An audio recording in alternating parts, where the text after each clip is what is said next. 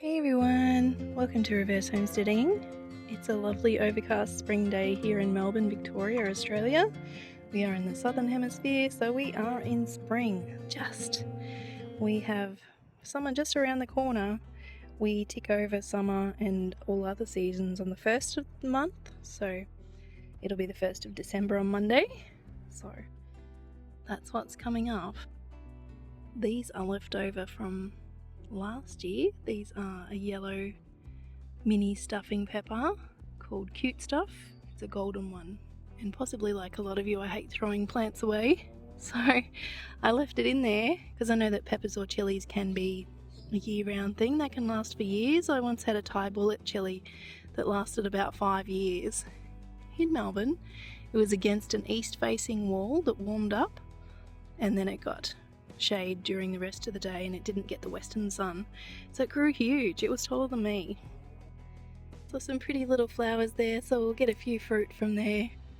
None of the seeds that I've planted from this one have actually sprouted yet. I only had a few from last year because I bought it late in the season, but there you go, the bees are interested, so we should have some more pollination and some more fruit from our Cute Stuff. This morning when my back was a little bit stiff, Hubby felt like he should go outside and water my seedlings, and he watered a few other things. He didn't even tell me. I thought, he's been gone a long time. But yes, he wasn't late for work, but he just really wanted to make sure my seedlings didn't get in trouble. So that was good. So this is the end of the same day, and they're already looking like they're super parched. My back is a bit better, running around after my grandchild. So yeah, it's good to keep moving actually sometimes. Yeah, so they need another water. Warmer weather, it's quite normal to have to water seedlings in such small pots 2 or 3 times a day if they're going to dry out. Especially if they're ones that you can't water from the bottom. Some of these I can because I've got my kitty litter trays underneath, but some of them are beans, so I don't want to keep them wet all the time before they're up, but I'll do what I can with these ones. I am going to take these poppies out soon. They've been lovely, but they are taking over the soil a bit. I did have poppies at another property and they were really small. They must have been a dwarf variety or something. So these ones are going to go. As pretty as they are, I'll wait a little bit longer, but especially up there, excuse the cardboard, I haven't been able to clean up much with my back. I'll show you the other poppies. This one is lovely, but it's only one bush and it's at the base of my Granny Smith apple, which does have 2 apples on it. So it's going to be sucking some of the nutrients and the moisture out of there. Obviously it's doing really well. And it is going to come out with a whole lot of flowers, so I'm really torn. But I might relocate it and see if it'll do okay elsewhere. This may seem a little silly to some people. We only have 2 black currants, but they are protected. For now. We'll see how they go. It may seem a little pedantic, but I like to see what happens with my fruit without them being eaten by birds. I'm not growing these for birds or possums. We're seeing cherries in the store fresh now, so I'm glad I put these little baggies on here. There was only one, there were 2 actually. There were 2 that were damaged in that bag, and there are still only 2 that are damaged, so if it was stink bugs or birds or something, it seems to have stopped the flow, so I'll know next year to bag them pretty early if I don't have fruit fly nets by then. I am thinking I have so many fruit trees that'll be flowering and fruiting at the same time. Might actually see how these little baggies go this year, if the possums can't get to them.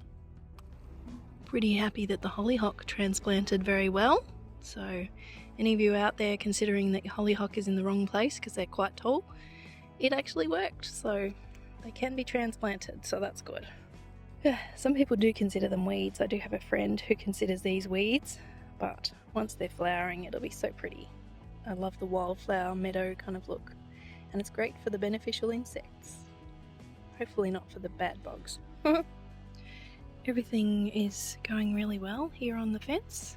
I'll be planting out my beans soon. They'll be under a cloche like that one over there. The slippery silk beans, they seem to be a favourite of the slugs and snails. This is my Eureka lemon. I'm sure it's put on more leaves since I planted it, or it's close to it. It's looking healthy anyway. Sunshine Blue Blueberry, and all of these tomatoes have put on at least a third more growth. As well as my native currant. That's got a lot of new growth on it. I mean, it's spring, but it's a lot more than it did the previous year. So I'm happy about that. So I will have to put a trellis up for it, and I'll bring you along for that video too.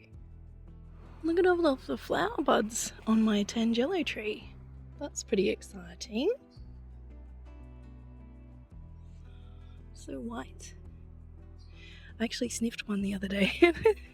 It did have that amazing zingy tangelo flower smell already, so looking forward to these coming out even if we don't get fruit. I was just happily looking at my coriander here, or cilantro as a lot of people call it, and I saw these ones in the pot. I've mentioned this before, they can get rust. See the pinky colour on the foliage? It's very pretty, but it's not good.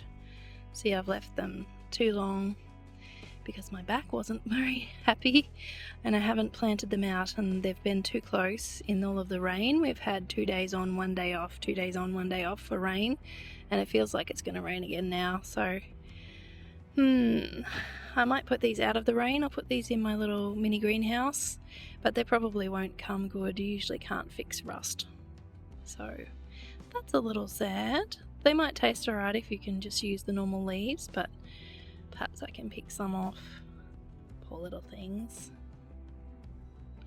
So yes, coriander or cilantro needs to be out in the garden once it's ready and planted sparsely like I've done here, because I have had rust on my cilantro or coriander before because I didn't know about it. I'd planted it too thickly. I'd just direct sown it, so there were seeds everywhere. But these I've been a bit more careful with. But yeah, shame about these ones. They might be alright. I'll give you an update. Well, I think it's time to harvest this mini crunch, which is not so mini. Quite a big plant. Not a huge head, but they are mini for a reason. So we've got probably leftovers for dinner tonight, and this will make a really nice side dish. And looking forward to that. It'll be great. As for the others, I might end up making some homemade sauerkraut, because there are quite a few heading up at the moment. So as I've shown you before, just get into where the stem is, snip it off. Well, that's going to be pretty tasty, and the outside leaves will go in the compost. Just cut it off at the base and it'll be fine. You can take the whole thing out if you want. Well, that'll be lovely with some bacon and onions. Very nice little head, very firm. Pretty happy with that for a mini crunch cabbage. The leaves on the last of my crocus bulb for saffron have come off, so it's ready to pull out of the soil and dry and get ready for next year. This little one here. So there it is, my little saffron bulb. Much bigger than the ones I got in the shop. They're all quite a bit bigger, which is fantastic, and that's normal. So there we go, gave it a bit of a spray with the hose. The little roots at the bottom are intact. Some of those fluffy bits are actually the original layer on the outside. That's okay if you lose a layer, as long as you can't see the soft part. And that'll dry out, probably just in my kitchen on the bench top. Oh, my hubby is so patient with my plant things. And then it'll be stored somewhere cool in a net bag, and it'll be ready to go again next year. Well, I hope you're having fun in your garden. Thanks for watching. We'll see you next time.